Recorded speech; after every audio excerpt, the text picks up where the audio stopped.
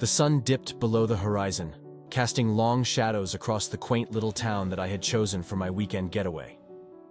Nestled amidst rolling hills and surrounded by dense forests, this picturesque hamlet seemed like the perfect escape from the chaos of city life. I had booked a cozy Airbnb cottage, a charming little place that promised solitude and serenity. As I stepped through the front door of the cottage, the warm scent of freshly polished wood enveloped me. The place was a rustic haven, adorned with vintage furniture and tasteful decor that transported me to a simpler time. A wood-burning fireplace crackled invitingly in the corner, and a well-stocked bookshelf beckoned me to explore its literary treasures. After a few hours of settling in and savoring the tranquility, I decided to explore the nearby forest. Armed with my camera and a sense of adventure, I embarked on a meandering hike along the well-worn trail that led deeper into the woods. The foliage was thick and lush, and the only sounds were those of rustling leaves and chirping birds. The sun was starting to dip below the trees when I finally returned to the cottage, my body tired, but my spirit refreshed. As I walked through the door, I couldn't help but notice a strange sensation, a prickling on the back of my neck, an eerie feeling that something was amiss. I dismissed it as mere fatigue and decided to unwind by the fire, relishing the solitude. That night, I enjoyed a simple meal of pasta and wine, and I curled up with a book in front of the fire. The hours slipped away as I lost myself in the world of words. Sometime after midnight, I decided to call it a night and climbed into the comfortable antique bed. Just as I was drifting off to sleep, a peculiar noise disturbed my slumber. It was a soft humming, barely audible, like the sound of distant machinery. I sat up, my heart pounding, and strained to identify its source. The room was bathed in moonlight, and I could see nothing out of the ordinary. Cautiously, I got out of bed and followed the faint sound, which led me to the corner of the room where the bookshelf stood. As I approached, the noise grew louder, and my gaze settled on an innocuous-looking old book. It was titled, Tales of the Hidden Eye. The strange humming seemed to emanate from within its pages. I pulled the book from the shelf and opened it, revealing an unexpected secret. A hidden camera nestled among the pages. Panic surged through me as I realized that it was connected to a wire that disappeared into the wall. My heart raced as I followed the wire to a small concealed compartment in the wall. Inside, I found a complex set of electronic devices and a laptop. My mind raced with questions.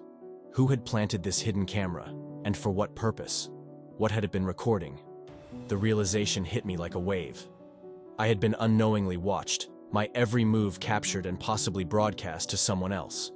I immediately unplugged the camera and seized the laptop, my hands trembling. With trembling fingers, I opened it and found a live streaming application running, showing a video feed of my own bedroom.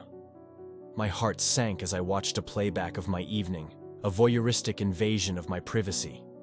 The camera had recorded my every move, from my hike in the forest to my quiet moments in front of the fire. Fear gnawed at my insides as I realized the severity of the situation. I knew I had to contact the authorities, but I also felt compelled to investigate further before doing so. I scoured the laptop for any clues about the person responsible for this intrusion. Among the digital clutter, I discovered a folder labeled Guests. Inside the folder were files on numerous guests who had stayed in the cottage over the past year, each with a subfolder containing videos and images of their stays. It was chilling to think that I was just one of many victims. I began copying the files onto a USB drive, determined to gather evidence that would bring this perpetrator to justice. As I sifted through the files, I came across a document that stood out, a list of dates and times, along with a coded notation. It appeared to be a schedule of some kind, but the meaning of the codes eluded me. I jotted them down and continued to examine the files, searching for any additional information that might shed light on the mystery. Hours passed, and the pale light of dawn crept through the curtains. My investigation had yielded some clues, but many questions remained unanswered. I finally decided it was time to involve the authorities. I packed the laptop, USB drive, and the hidden camera into a bag and left the cottage.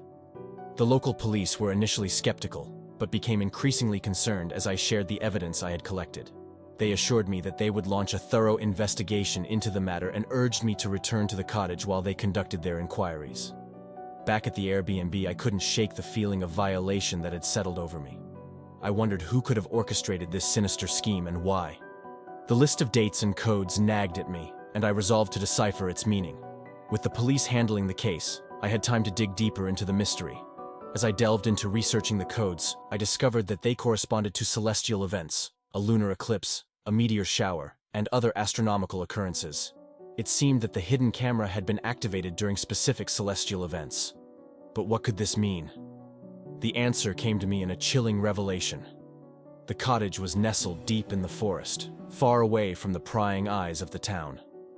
During these celestial events, when the world gazed up at the skies, someone had been watching me from the shadows.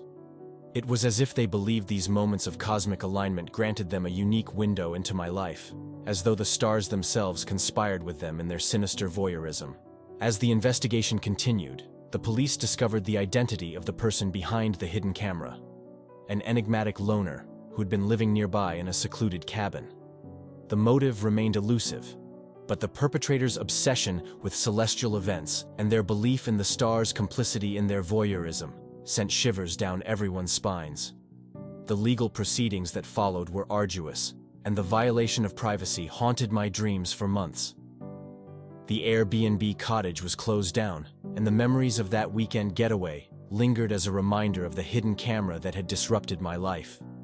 The tranquility of the small town was restored, but the shadows of that sinister intrusion still loomed in the corners of my mind. In the end, the unwelcome lens had cast its gaze upon me during those celestial moments, but justice had prevailed, and I was determined to find solace under the open sky, free from the prying eyes of the stars and the twisted mind that had manipulated them.